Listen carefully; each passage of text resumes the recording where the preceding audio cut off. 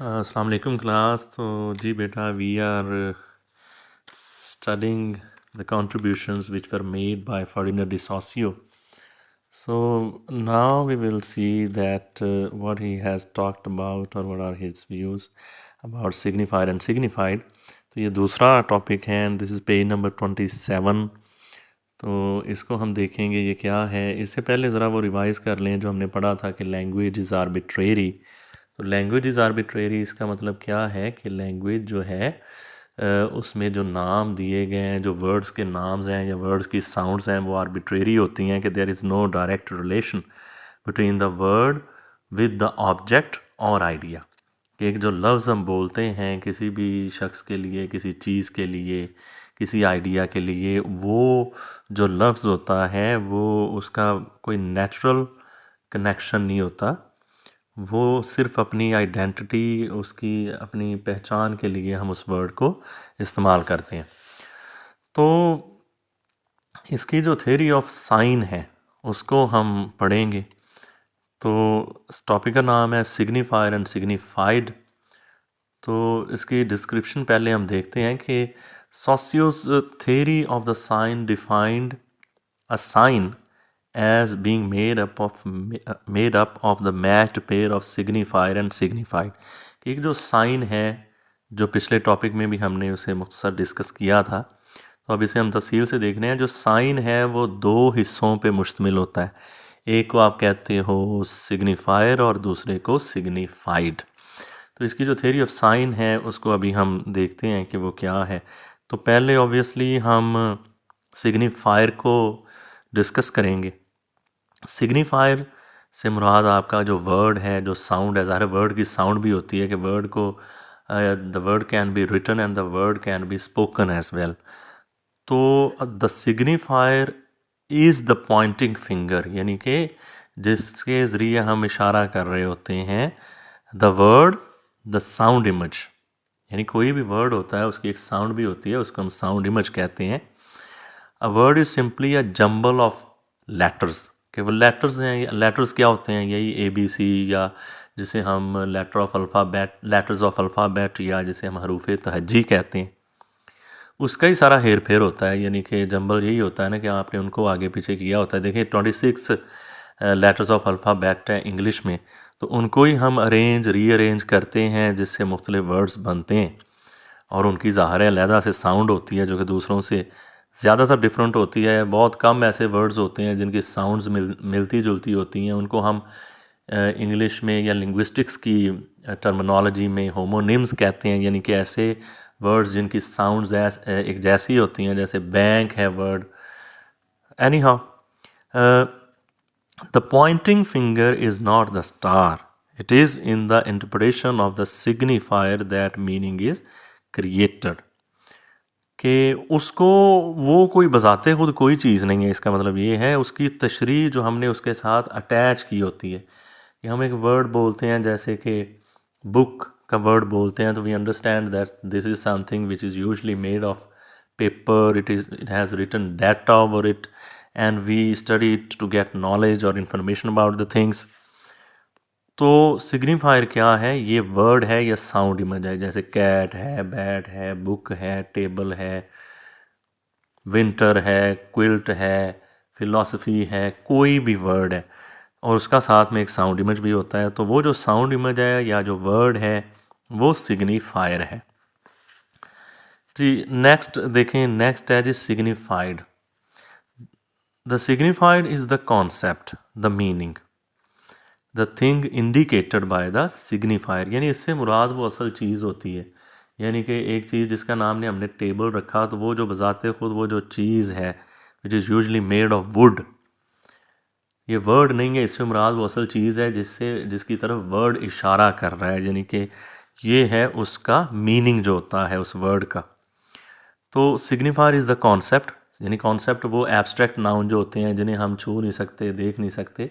जैसे लव है, हेट है, एंगर है, ये सब चीज़ें जो हैं ये कॉन्सेप्ट होती हैं। मीनिंग, उनका जो भी मीनिंग बनता है, मतलब वी से अ वर्ड टेबल और वी से अ वर्ड बुक, तो हमारे जहन में जो एक इमेज आता है कि इससे मुराद क्या है, वो जो मीनिंग होती है, वो उसे आप कॉन्सेप्ट कह लें, मीनिंग कह लें। The thing indicated by the signifier, यानी सिग्निफायर से मुराद होता है वर्ड, यानी वर्ड जिसकी तरफ इशारा कर रहा होता है। जब टेबल की तरफ हम टेबल का वर्ड इस्तेमाल करते हैं तो उससे मुराद एक ऐसी चीज़ होती है ना जिसमें हम पढ़ते हैं, अपनी चीज़ें रख लेते हैं, बुक्स रखते हैं, पेंसिल, स्टेशनरी वगैरह। तो जो वर्ड या साउंड इमेज है वो सिग्निफायर है, और जो असल चीज़ उससे मुराद है वो है signified. It need not to be a real object, but is some reference to which the signifier refers. The thing signified is created in the perceiver and is internal to them. यानी आप लफ्ज़ बोलते हैं तो उस बंदे के जहन में पहले से वो एक चीज़, एक डाटा सेव है कि इससे मुराद क्या है। परसीवर वो है जो समवन हु इज़ अंडरस्टैंडिंग और someone who is listening to you.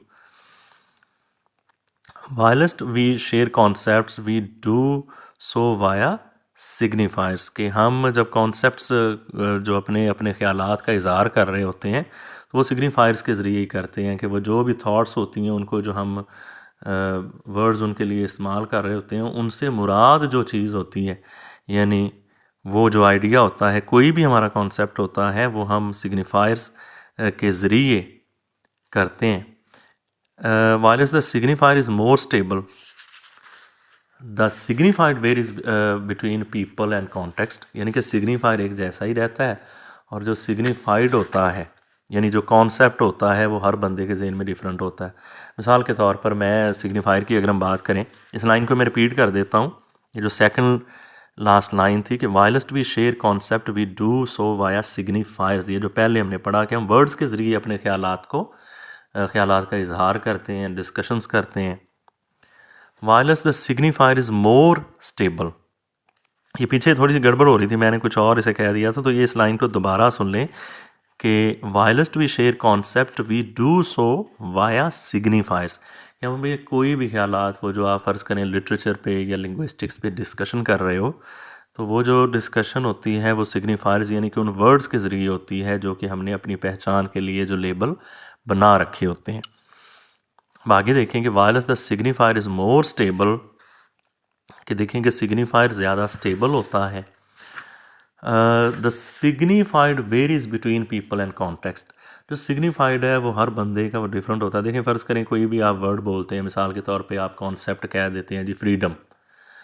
Freedom का मतलब हम समझते हैं कि जिसे हम उर्दू में आज़ादी कहते हैं, but if you talk about this word every person will be having a different view.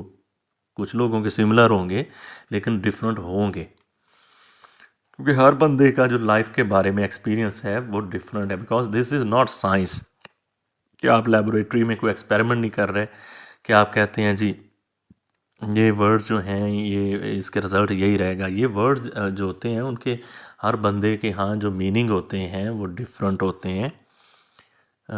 तो फ्रीडम का आप कह लें, इसी तरह आप कह लें ये क्या होगा, हम किचन का वर्ड बोलते हैं तो जो बच्चे हैं उनके ज़हन में ये आ सकता है कि ये ऐसी जगह है जहाँ से खाना मिलता है। बच्चियाँ ये कहेंगी कि ये वो जगह है जहाँ पे हमें गर्मियों में बड़ा सड़ना पड़ता है।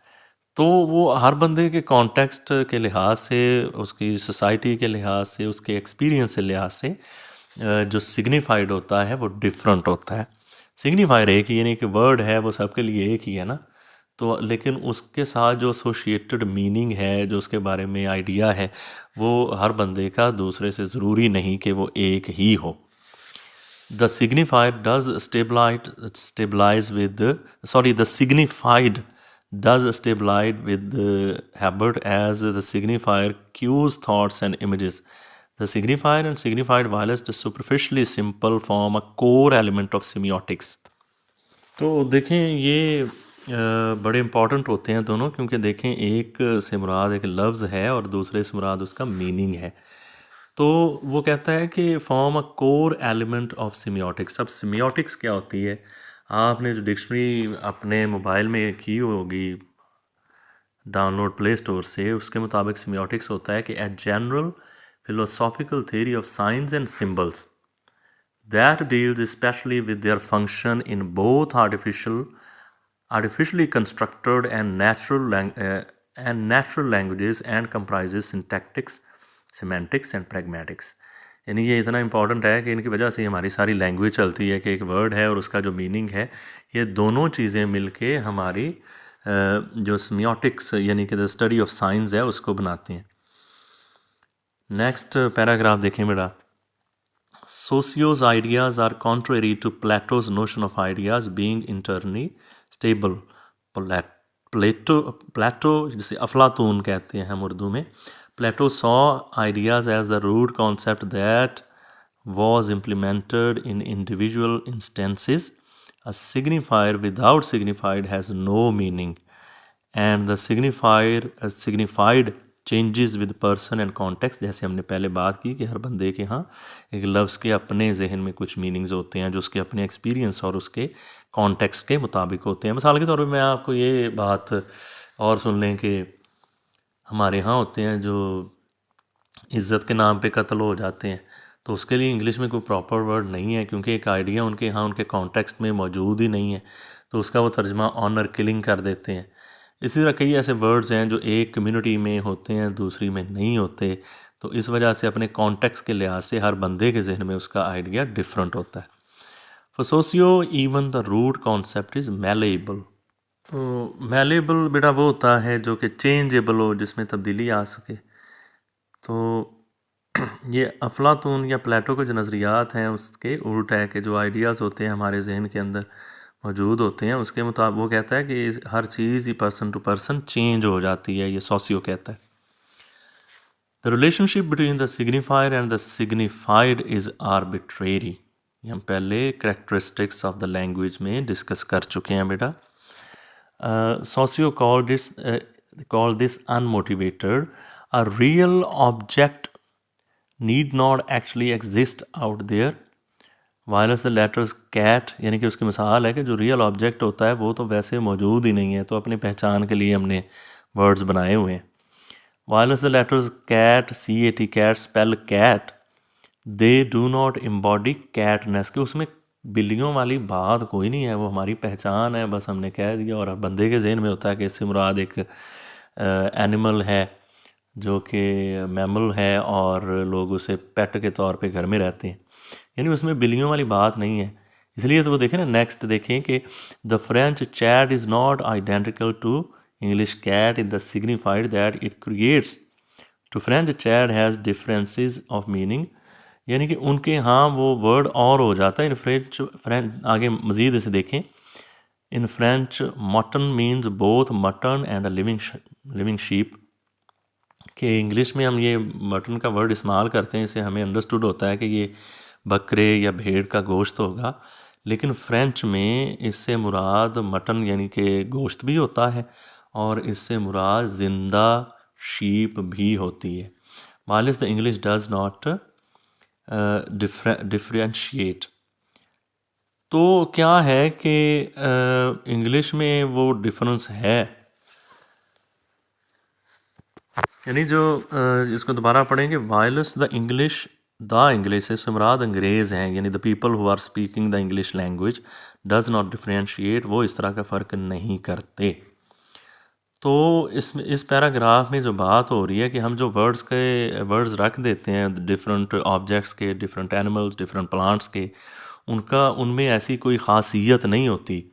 जैसे कैट नेस वाली कोई ख़ासियत नहीं होती, बस हम अपनी पहचान के लिए उसे उनके नाम रखे हुए हैं. तो अब देखें फ्रेंच में जो चैट है वर्ड वो इंग्लिश के कैट के साथ मिलता जुलता नहीं है.